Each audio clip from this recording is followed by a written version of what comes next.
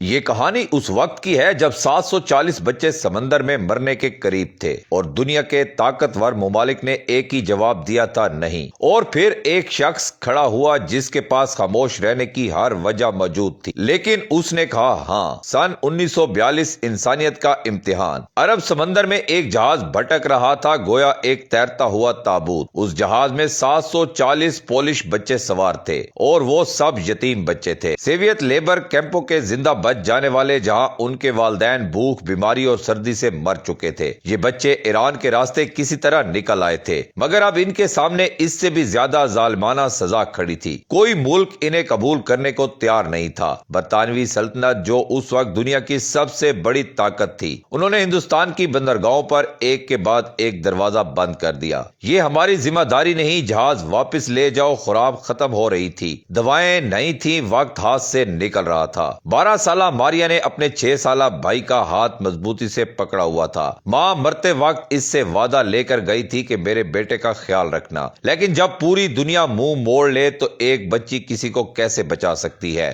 گجرات کے ایک چھوٹے سے محل میں خبر گجرات پہنچی نواب نگر کے حکمران جام صاحب دگ وجے سنگھ جے کے محل تک۔ وہ کوئی طاقتور بادشاہ نہیں تھے، برطانوی راج بندرگاہوں، فوج اور تجارت پر قابض تھا۔ ان کے پاس خاموش رہنے کی مکمل وجہ موجود تھی۔ مشیروں نے بتایا حضور 740 بچے سمندر میں پھنسے ہیں، انگریزوں نے کسی بندرگاہ پر اترنے نہیں دیا۔ جام صاحب نے صرف ایک سوال کیا، کتنے بچے ہیں؟ 740 حضور۔ وہ لمحہ پھر خاموش رہے، پھر نہایت سکون سے بولے، انگریز میری بندرگاہوں پر حکومت کر سکتے ہیں لیکن میرے ضمیر پر نہیں۔ یہ بچے نواب نگر میں اتریں گے۔ مشیر گھبرا گئے۔ مشیروں نے کہا اگر آپ نے انگریزوں کو للکارا تو؟ جام صاحب نے بات کاٹ دی، تو میں یہیں رک جاتا ہوں۔ اور جہاں کو پیغام بھیجا گیا، اور جہاز کو پیغام بھیجا گیا، آپ یہاں خوش آمدید ہیں، تم اب یتیم نہیں ہو۔ اگست 1942 میں جہاز تپتے سورج تلے نواب نگر کی بندرگاہ میں داخل ہوا۔ بچے سایوں کی طرح چل رہے تھے، کمزور، خاموش، خالی آنکھوں کے ساتھ امید کرنا انہیں ڈرا دیتا تھا، کیونکہ امید ہمیشہ ٹوٹتی رہتی تھی۔ اور پھر وہ منظر، جام صاحب خود بندرگاہ پر موجود تھے، سادہ سفید لباس میں۔ انہوں نے بچوں کے سامنے گھٹنے ٹیک دیے تاکہ ان کی آنکھوں کی سطح پر آ سکے۔ مترجم کے ذریعے انہوں نے وہ الفاظ کہے جو ان بچوں نے برسوں سے نہیں سنے تھے، تم اب یتیم نہیں ہو، آج سے تم میرے بچے ہو، میں تمہارا باپ ہوں، تمہارا باپ۔ ماریا نے اپنے بھائی کا ہاتھ محسوس کیا۔ یہ الفاظ خواب جیسے لگ رہے تھے، لیکن وہ مذاق نہیں کر رہے تھے۔ ہندوستان میں ایک چھوٹا سا پولینڈ، جام صاحب نے کوئی کیمپ نہیں بنایا، انہوں نے گھر بنایا۔ بلا چنڈی میں ہندوستان کے اندر ایک ننھا سا پولینڈ بسایا گیا۔ پولش اساتذہ، پولش کھانے، یادوں کے ذائقے کے ساتھ پولش گیت، ہندوستانی باغ میں